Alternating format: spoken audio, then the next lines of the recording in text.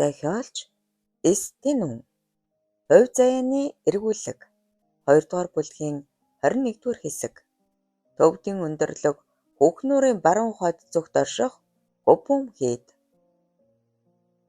Өглөөний манан арайхийн сарних агшинд суврагууд алтлаг туяагаа цацруулах нь ёр бусын үзэгсэлэнтэй бас бишрэм. Хийдийн арын нэрийнхэн жимээр хос залуус өгсөх хагаад хөдлөх аялах нь гардан тулааны урлагт нэвтэрхий болох нь хараяндаа ажиглагдж байв. Сэрсэр үлээх зөөлхөн салхинд өвсөн толгой намс хийж яг л тэр хэмнэлээр хөнгөн алгах залуус өтгөн мод руу шурган далдарлаа. Нарсан ой ногоон сүудэрт тэдний хөнгөн нарийн хөдөлгөөнүүд бараг харагдах төдий зөөлөн урсаж гүйхэн горхины дэргэд хосын яриа давхцах нь усан дэрэх сүудрэгч үл хөдөлгөнө. Эцэст нь өндөрлөг толгой дээр гарч суухад доорх хийд сувраган дундах удаа уулсын зэрэглээ нэгэн зураг шиг л дэлгээстэй. Дунгалаг царай улаа бутарсан харцтай охины урд харус хоёр талдаа нарийн жижиг шүлжээсүүдээр бууж тэр жижиг шүлжээснүүд нь арагшаа нэг чигт нэлээн урт нэгэн сүлжээ болон салхинд аяархан намирна. Хазар дагсан жижигэрхүү шүлжээснүүд нь ч салхинд үл мэдэх савжиж охины төрхөд даруухан намуухан бас үзэгсэлэнтэй өнгө нэмнэ. Ойн гүнд шоржигнон урсах булгийн дэргэд тун чухал зүйлс ярилцахаар ирсэн шилэгтийн нүдэнд үргэлж нэг тийм дөлтөн оч галалзаж алхан бүрэн шийдэмгий гიშгэх мөрөн тэгш явдал нь шулуун салхи үл гүйцэх мэт хурдан хөдлөнө. Үг хэлэхдээ намуухан боловч итгэлтэй дуугаар ярьж харцсан чиглэсэн зүг рүүгээ эргэж буцахгүйгээр тэмүүлнэ. Хийд очмын уулын салхинд ч түүний зан чанар дарагдахгүй харин улам тодорч эрэмгий зоримгий төрхөн илүү тод гэрэлцээр ирсэн билээ. Айлгэр мамын би зайлшгүй буцах ёстой. Яагаад гэдгийг чи сайн мэднэ.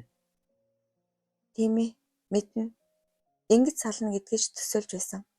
Харин ариг үлдэнэ гэсэн тэр багшин шийдвэр шүү дээ. Хинч зөрчих хэрэггүй. Шилэгтэй. Чи чадвал ар гэрээр минь дараарай. Хушуутын баруун гарын бээсийн хушуу. Аа мань торгууд ээж мань хушуутгүй юм л да. Охины ансах чигтгийг анзаарсан шилэгт царайгаа бараалган дэргэдэн суугаад мөрөөр нь тэвэрлээ. Хинхэн дахиж учрах тавилангүйгээ мэднэ. Хоржигн урсах булаг яг л хөгжим их тэгшиглэж моддын цоорхоогоор зуны наран элч гэрлээрээ харамгүй төөнөж байв. Агимаа сэм санаа алдаад өдгөн ус налан унахад шилэгт чичирхийлсээр уруул руу зүтгэн шимэж хар зөнгөөрөө бие рүүгээ тэмүүллээ. Хөвөн зөөлөн өвсөн дээр нүцгэрэн орооцолдон хөлбөрөх үед охины бомбон цагаан хөх наранд гэлбэн дэндүү дур булаам харагдана. Шилэгт минь сайхан амьдраарай. Би чамаагаа насан туршдаа санаж явнаа.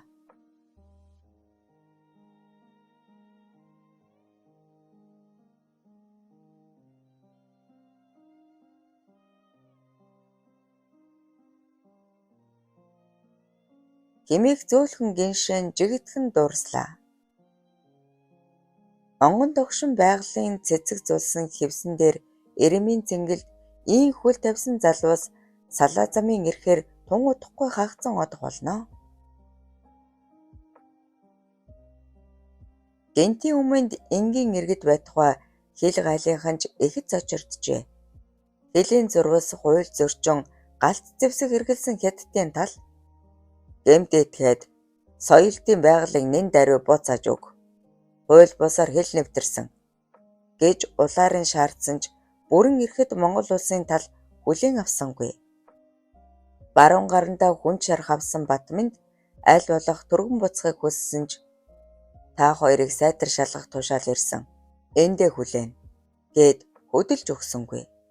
Зарим үед гадаад дайснаас дотоод урвагчид илүү аимшигтай байх тал бий. Төрийн хувьд зөмссөн ажилтнуудад үнэндээ этикет бэрх. Батмын дарга таны гар зүгээр үү? Арай л ясанд хүрээгүй болол та. Тэгснээ бид хоёрыг эмчилж амрах нэрээдлэр бараг 20 орхих шов. Ган төмөр маань юу болсон бол? Тэд гарч чадсан сан амарв. Юугүй нэгжээд унвал яах бол? Юугүй нэгжээд унвал яах бол? Гэж шивнэх бүжин баруун чихээ эмрэн эмгээ тэмтэрч үзээд эндээс зогцсон дээр баха та. Гомб хурандаа биднийг хамгаалж хүч өрөхгүй. Тэр үнэн. Суусан цэцнээс явсан тэнэг дээр гэдэг дээ. Бүрэнхий боломгцгодлээ. Таны гар тэснэ. Гэвч Батминдийн гар их л зовёртой байгаа нэлт уу ярва хагаад духных нь хөс бурцаажээ. Та үлдсэн дээр баха. Би ганцаар явчихъя. Үгүй болохгүй.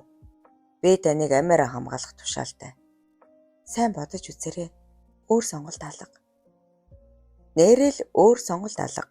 Өдөөд эсрэг талынхан мэдээлэл аваад хөдөлсөн байгаа. Бүжин баригдаж хэрхэвч болохгүй. Хөмсгөө зангидан бодол бол суусан Батминд та болгоомжтой яваарай. Ган төрөөс төрүүлж болцсон газараа хүрүүлхүүлээ. Би энд үлдээд цаг хожихыг бодъё гэлээ. Үчийн бүрийн нөмрөөд төд удалгүй төгшүүрийн дохио хангинан сандралдаж гүйлдэг чимээ дуулдаж хүмүүс дүнгэр ярилцаж эхэллээ. Яана, ган төр гэж үжинг уулга алдахтаа зэрэгцэн хаалга онгоон цэрэг дагуулсан офицер ороод ирлээ. Хоолоо идцгээ. Харуул хамгаалттай байгааг ойлгоно үзье. Хаас агуул төгшүүртэй байна. Ахлах дэслэгчээ. Та нар биднийг саатуулах эсгүй. Яагаад саатуулах эсгүй гэж шалтгаан нь юу юм? Ингэхэд та нар ер нь ямар учиртай хүмүүс вэ? Ярилцаад үр дүн гаргахгүйг ойлгосон Батминд сэм нүдэрмэхэд маш хурдтай давтлах бүжин огт чимээ гаргалгүй офицерыг унгаагаад хашгирахаар аман ангаах цэргийгч цохиж амжижээ. Цэргийн хувцс өмсчих, шуурхаа бүлэг хөдлөхөөс өмнө амжиж нэгд. Эднүсийг би аргалъя.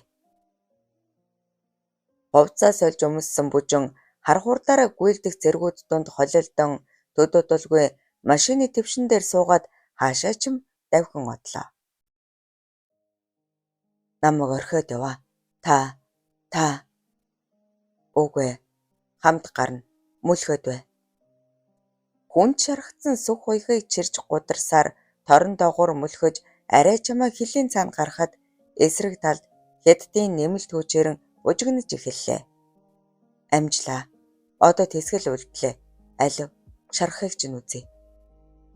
Эндээс холдё. Манайхан одоо хүрээд ирнэ. Мэдчихэна. Битгий хэмээр хүчээ гам.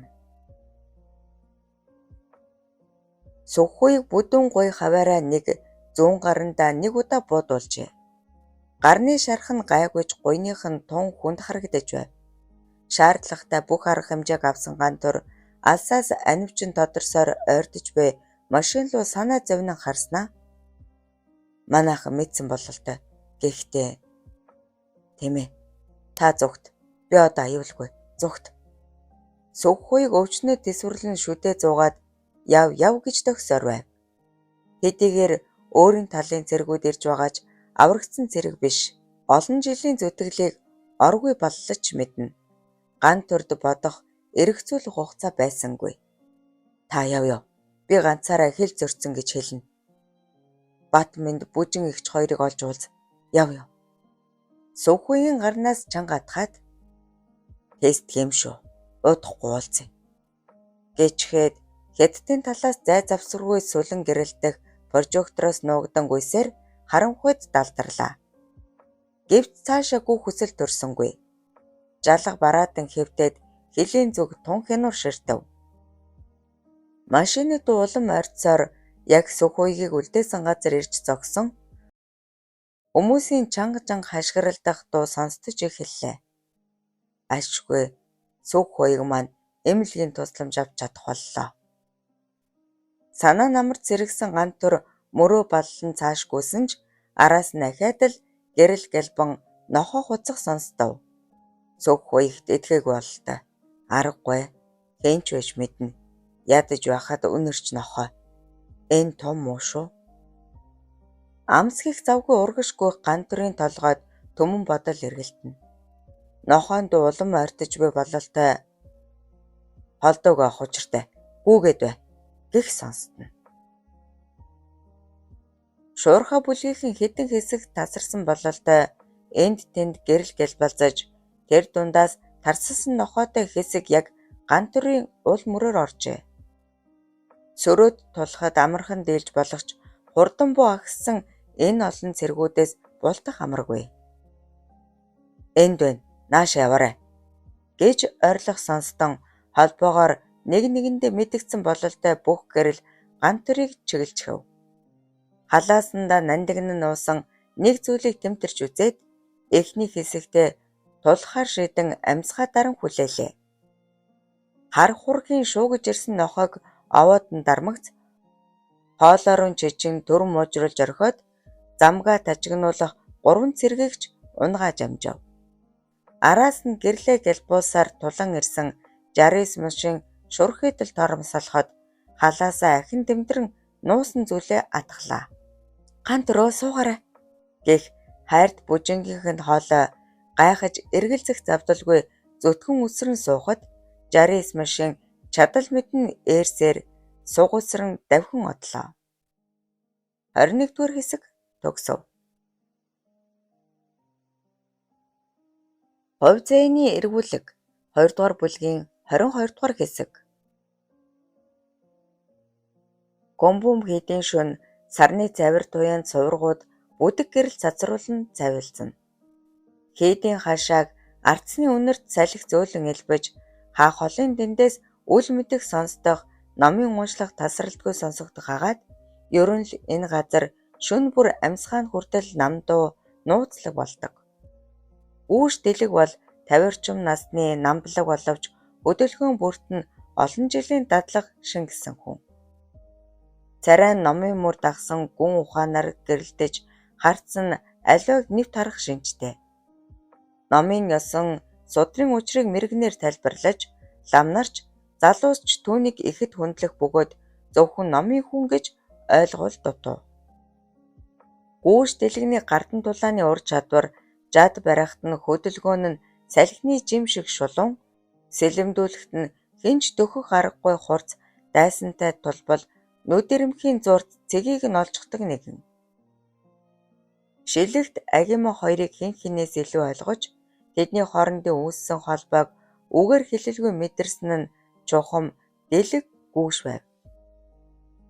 Залуусын ирээдүй хаашаа ирэх гэхийг бие биедээ түшиг болгох эсхийгч тэр ганцаараа анзаарч 7 хоногийн боломж хэрэгтэйг ухааран нэгэн орой шилэгт агима хоёрыг дуудаж уулзаад та хоёр цайдмын зүгээс ирэх бараа хоол хүнс саадсан учрыг яаралтай мэдэж ир хэмээн намуухан өгүүлэхэд их нутаглууга аяны жолоо залхаар бэлэн болсон шилэгт эхэндээ ихэд гайхаж харин агима зөөлөн догдлож гүүшин харцанд агуулгагдсан учрыг чимээгүйхэн мэдэрсэн юм. Энэ бол тэдэнд олдож буй сүүлчийн боломж. Шүн дунд өнгөрмөгц аян замд яран гарсан залуус нисэх мэт хурдлан гүйсээр хийдээс холдон бараа тасрав. Хийдэд өнгөрүүлсэн хугацаанд сурсан номын хүч хөдөлгөөн бүртэн шингэж тулааны урлагийн дасгалууд хэн хэнийх нь биеийг зүлгэн өөлөх юмгүй гялалзуулж өгчээ. Ялангуяа шилэгт жад барихтаа гар нь тогтвортой сэлэм эргүүлэхэд хөдөлгөөн нь салхи зүсэх мэт хурдан нисэх од шидэхэд алдаагүй ондог агаад нум сумыг эвшээлгэн татахад түүний өмнөх дайсан залбирахаас өөр сонголт үлддэггүй аж. Үүр зайхан алдаад өдгөн ой дунд нууцлаг байрласан бяцхан датсанд хүрэхэд буурал сахалтай өвгөн даяанч угт нь цай хоолоор дайлаад амрах өргөө бэлдэж өгчээ. Шилэгтэй зэрэгцээ твтэж юу л да би яагаад зүгээрээ гүүш багш надад тун өгсөн санаа зовлтгүй. Эдэр залуу насны хүсэл тачаалыг төвчих хязгаар энд хүрээд тасарч үзэгсэлэнд аягийн огны зурмал говинд уусан жаргаж эхэллээ. Үүш багшийн энэ даалгавар чухам энэ агшиндал зориулагдсан мэт. Урд хархан үсэн сул задгаа асгарч уран говийн цээжин доор хөлбөрөн ужид зингэлийн ертөнцөд хин хөл алдан тийм нэг үгээр илэрхийлж хэлэмгүй гоёхан игшгээр жигүүрлэн нисжээ. Болцоо цагтаа аль хэдийн болсон ч холбоо барьсангүй. Энэ нь ямар нэгэн саад учирчээ гэсэн үг. Улам бүр хомхигдох эрх мэдлийнхээ өчүүхэн боломж бүрийг ашиглах гомб хорондоо чухам юу тохиолдсныг олж мэдмэгц тэр даруй замын үдийг зорив.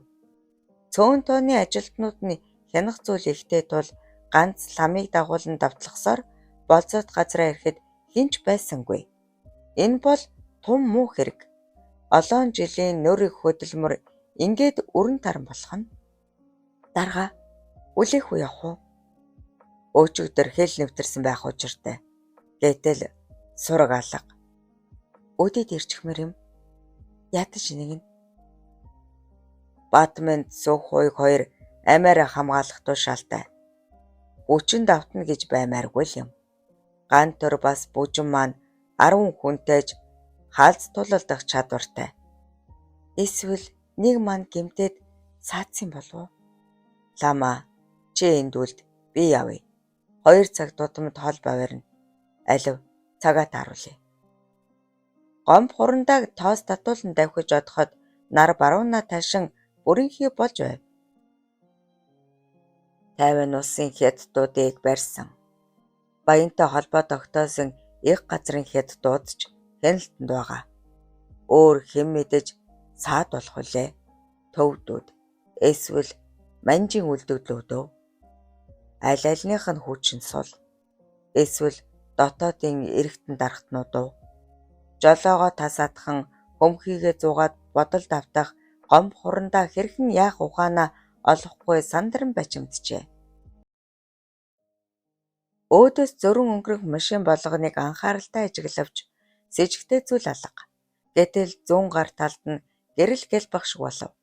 Хурдаас харуулн нүд залгалгүй адсан ч нам жим түнэр харанхуй ноёлно. Юмыг яаж мэдхүү гэж бодон болцол дохиогоор гэрлээ анивчулж үзв. Ашгүй өнөөх гэрэл яг адилхан хэмнэлээр хариуд өгөж догдолж баярлсан гомб тэр зүг рүү яаран давхисаар хүрэхэд нүхт нь мөн байлаа. Машина баргал зогсоохгүй шахам үсрэн буухад өөдөөс зэх алхан дөхөх гантур баруун гараараа ёслон нөхөр хурандаа орх хүмүн шаардлагагүй гэсээр угсгийн тэврээд мөрөн дээр нь алгадан сайн байна, тун сайн байна гэж хэд хэдэн удаа шивнэлээ. Хэн нь үл мэдэх хүмүүс мөшгөөд цаг алдчихлаа. Бас Батминд маань хүнд шархацгаад орхиж зүрхэлсэнгүй. Гараас авчин урагшлах гомб ирсэн хүнээ олон зүтгэж сайн байна. Аль өх минь. Бүжин асгартал уйлсаар хурандагийн ингэр дасаад өөгцөн тушаалыг амжилттай биелүүллээ. Хэмээн өмөлцөхөд аавыгаа бурхан болсныг мэдээгүй яв бүжингийн асуултаас бэргэн одоо хөдлөө. Аюул дуусаагүй хэмээгээд машиндаа сум хөдлөлөө. Төв замдаа орон буцан давхиж алсан гомб хурандаа бугуун цагаа хилэм хийснээ зам шахан зогсоод болзоод газарт лам үлдсэн. 2 цагийн өмнө хэвэн байсан. Юутааж дахин холбогдъё гэд холбооны төхөөрөмж асан дуудсан боловч хариу ирсэнгүй. Намрын ихэнх сарын сэрүүн салхи хэсгэрч шарган овын шаргал элсэн дундуур 2 мар хөтлөн шогшуулах шилэгтийн ухаан санаанд агимагийн дуу хоолой зүс царай дулаахан инээмсэглэл салхитаахан үе үе игшиглэж үе үе сүмэлзэх шиг сэтгэл нэг л гунигтай. Тэнгэрт аяны шувууд зэллэн нисэлдэх нь гуник дээр нь улам бүр гуник нэмж элсэн манхны орой дээрх улаан туяа хүртэл түүнийг сануулна. Хамт буцсан нөхдөөсөө зүг буруулан салж одоод хэд хончхов. Гэрээр минь дараад гарвал ээжээ аавд минь энэ захийг өгөрөө. Бас намайг сайн байгааг илүү том үйлс бүтээхэр үлдсэн гэдгийг дуулахаарай. Хэмээн чичиргэлсэн хоолоогоор загсан Агимагийн хүслийг биелүүлэхээр зорж яваа нь энэ. Шилэгтэд бодож эргцүүлэх зүйл хангалттай их болохоор цаг хугацаа том хурдан өнгөрч байлаа. Замд таарсан айл хунараас асууж бэдэрсээр хошуудын баруун бэсийн хошууны Эрдэнэ тайжийн намаржаалуу морины хурд нэмэн давхсаар хурж очлоо. Гэвч намуухан байх ёстой тэр газар эс тоос манарч нохоо уйлах нь нэг л эвгүй. Гэрээс холгүйхан мориноос буухтан зэрэгцэн дотор бархирах дуу эмэгтэй хүний орилон хадаж яаран орвол тоон хазааж баруун хананд нь цус цацарсан мөр харагдлаа. Эрдэнэ тайжийг хэдэн дээрэмчин нүдэж унагсан бололтой өглүүд хэвтэнэ. Агимагийн үргэлж өхөөрдөн ярьж асан хоёр дүүг нь янгинтэл хүлээд чирэх хагаад бусд нь эзэгтэйг нүцгэлэн тайчих дүр зураг. Энэ бүхнийг агшин зур харж амтсан шилэгт удаан бодсонгүй. Хормын зур бүрэн зэвсэгтэй дөрвөн дээрэмчтэй тулалдахаар зэхэн бие бэлдэн ухардал эхний дээрэмчинж түүн лөө ухсгэв. Шилэгтийн урд хөл агаар дэсгэрэн довтлогчиг унгаагаад элдээ далаах дараагийн эр чижлүүрт хутганд өртөн амьгүй мэт шургачин хөл алдлаа. Хүүхдүүдийг чирэн зүтгэх 3 дахь эр шилэгтийн гарнаас гэлсхийн ниссэн одон доногдоход гайхаж алмарсан сүүлчийн дээрэмчин үүд рүү зүгцэнж аль хэдийн өмнө нь хөндлсөн гинтийн зочны хүчит нудраганд өртөн сөхрөн унжээ. Эрдэнэ тайж болоод эхнэр хүүхдүүд нь гинтийн аврагч залуу хэн болохыг мэдэн догтлож охиныхоо загтлыг уншин нус нулимсандаа худгалдан баяр гуниг аль алинд нь автан нэг хэсгэл умирцгаав. Энэ ямар учиртай хүмүүс юм бол шилийн сайрс гэж өөрсдөө нэрсэн дээрэмчид цөөнхэдэн албатыг маань эзгүйчилж ирсэн нь азар чирлээ. Эхнэр минь бузарлагдаж охин хүү хоёр маань нэг тийш зарагдах аюулаас аврагдлаа. Янгинтэл хүлээтэй тийчлэх дээрэмчид гаднаас орилуулдах бүр зочин адгах эзэгтэй. Хүү минь гол замд ядарсан биз. Хэд хоног амш тухлаад яв. Гэхэд Эрдэнэ тайж дэм өгөн тайран дээрээ. Би мордыг чинь юу илж өгье. Юу тааж энэ хідэн дээрэмчингийн зохих газарт нь аваачиж туушаанаа гэд өндөв. Игчигээ өвдсөн мэт дуурайсан Амина охин шилэгтийг анхаарал догдолж хэд хоног амрах сургаар бүр их баясан уулалцаж байв. Агима чамайг ярьдагсан. Гэтэл ийм том охин болж гэж төсөөсөн болов уу? Би игчигээ бараг сандаггүй маа. Намайг 3 настай байхдаа л холыг зорьсон гинлээ. Нэрээ би адилхан байна уу? Эмээ. Ялахын аргагүй. Аха. Игч маань яг тань шиг сайн тулалдаггүй. Надаас ч илүү. Бас зоримог дайчин. Би сурах юмсан. Та зааж өгөөч. Аав ээж дүүгээ хамгаалъя. Амина охины хүсэл мэдээж талаар болсон. Гэрлүүгээ ярсан шилэгт 2 хоноод л мордоо ивлэн алсас цэнхэрдэн харагдах нутаг руугаа хөдөлжээ. 22 дугаар хэсэг төгсөв.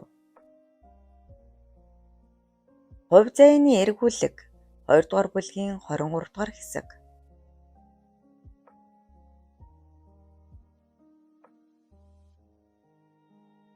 Их нутаг руугаа яаран тэмүүлэх шилэгт намрын дунд сарын сэрүүн салхи ханган моддын оройг шаргалтуулан шуугих уулын хүндэд бууж ирлээ.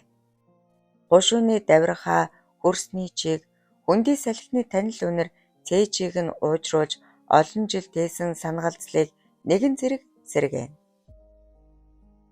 Гэрийн тооноос уйгах цайны ур хүртэл алсаас үнэртэх шиг.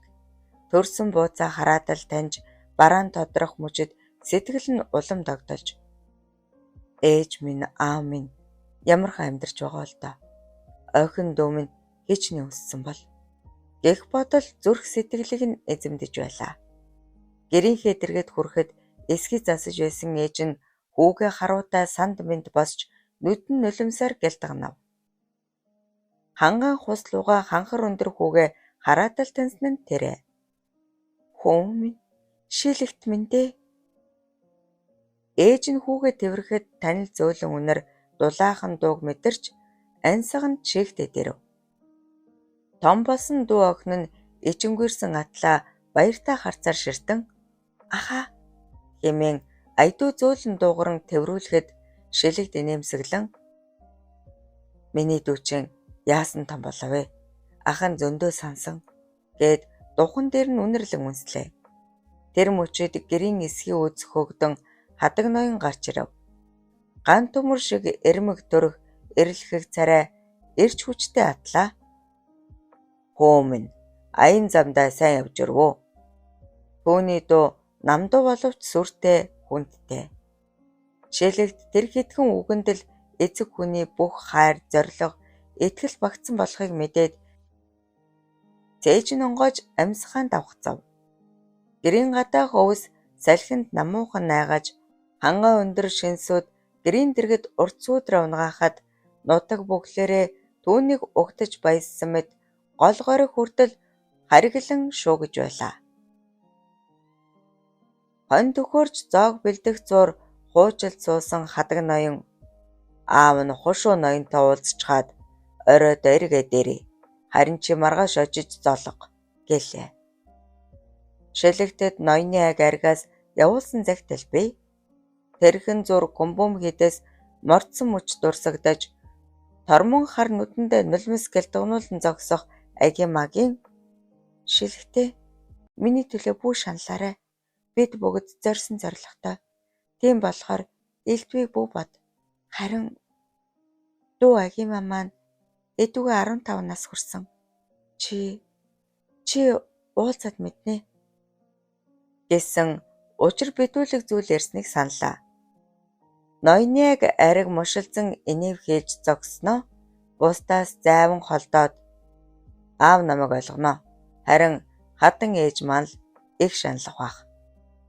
Ухаан санаа нь самурдаг болсон гэж дуулсан. Чамайг хараад баг жатууга тавьшрах бах. Зуудын ноён аюур залан өөрийн хүн аюушд дүү охиныг минь авч өгөх санаатай янз бүрийн арга сэдэж аавыг бохомдуулж байгаа юм шиг байна. Дүү минь хамгаалаарай. Би агимаг чадах бүхнээрээ харж хандах гэснэн ч дурсагдав. Тэнгэрт төг түмэн одод түгжээ. Нутагтаа ирж аав ээж дүүтэйгээ уулзан сансан сэтгэлээ тайтгаруулсан ч шилэгт нэг л гунигтай. Аха, ээж таны ярьсан амар гэж байна. За. Аав ирэх болоогүй бах та. Мөд ирнэ. Та холын аянд ядарсан. Орцгоё. Шихэр дүүмэн асуух юм байна. За, та асуусаа. Чи ноёны гүнж нэрийг хэр мэдэх вэ? Мэдлгүй дээ. Нэмүүлэн бид хоёр сайн найзууд. Үнэхээр үзэсгэлэнтэй охин би. Аюур залангийн аюуш. Шихэр охин ах руугаа шахан алдаад даншгийн заан цолтой бүх хүн би. Нэмүүлэн хорхогоод аав нь сүү тавих гэж гүгээд л байгаа гэсэн. Алсад морь дүргэх сонсдож төдөөдөлгүй хадаг ноён хадруулсаар ирж хүү охин хоёр нь тосон ухтаад гэрлүүгээ орцгоожээ. Төмөр замын өртөө байсан эзгүүрсэн хідэн байшингийн хамгийн захайхан болцолт газар. Ганцаар үлдсэн лам үе үе гарч орчныг шинцээр 2 цаг болмогц дарагтайгаа холбоо барин мэдээлэл солилцов. Эдүгээ 35 нас хүрч буй голог нарийнхан лам бол харагдаж байгаа шиг тийм ч турхан бүсгүй биш. Нууц ажилтан бүрд байх ёстой бүх ур чадвар түүнд бий. Үлгэр домог шиг яригддаг ган тур бүжин нарыг бусдын адил хүндлэн шүтдэг бөгөөд амьд мэд эргэн ирээсээ хэмээн чин сэтгэлээсээ хүсэн хүлээдэг. Харанхуй өрөөнд ганцаараа суухдаа айгаагүйч баг зэрэг жих үзнэ. Гомб хурандаа явснаас хойш 4 цаг өнгөрчээ. Холбооны төхөөрөмж асаан мэдээлэл солилцох боловч тэднийг олоогүй дуулаад ихэд гутран санаан зовлон золтой л уйлчихсангүй.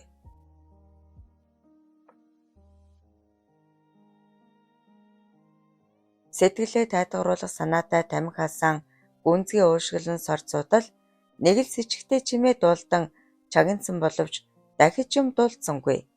Гэрэл асаагийн жишээдэн хоёрч дэнлүү асаагаад сая санаа намран нойргомллоо. Дараагийн холбоо барих цагт өгсөн тул бие сэрэхээр өндөөж хөнгөн дасгал хийж зогсдол үүд пэрхийн нэгдэн хэдэн хүн орж ирээд шуудал давтлан ан ман тулдаж гарлаа. Та нар хэн бэ? Би Монголын цагдаа гэж орилсон ч тэд зогсох янз алга. Лам хүчин давтан баригдаж гардаа ардаа хүлээлэн сөхрөхөд бусд чин хаана вэ гэх хазгаа аялах сонстов. Хэд дуудлаа биш. Өө навш нөгөө төвдүүд. Би хулгайн эрэг мөрдөж яваа цагдаа. Та нарын хэлээд байгааг ойлгохгүй. Тэгвэл өөрөөр үзье. Ам нэвэл чамдал ашигтай. Том биетээр ламд ойртон тулснаа гараа сунган араас нь шахан тэврээд өхнөөс натхан айхлаж эхлэв. Хүлээ. Би үнэн хэлээ. Уушвал. Би хулгайч нартай тохиролцсон юм аа. Надад үнд дэдэл авчирч өгнө. Бэдний тэнийг гэж бодоо юу? Араас тэвэрсэн эр цамцыг нь сөхөн өхний товч чимхэд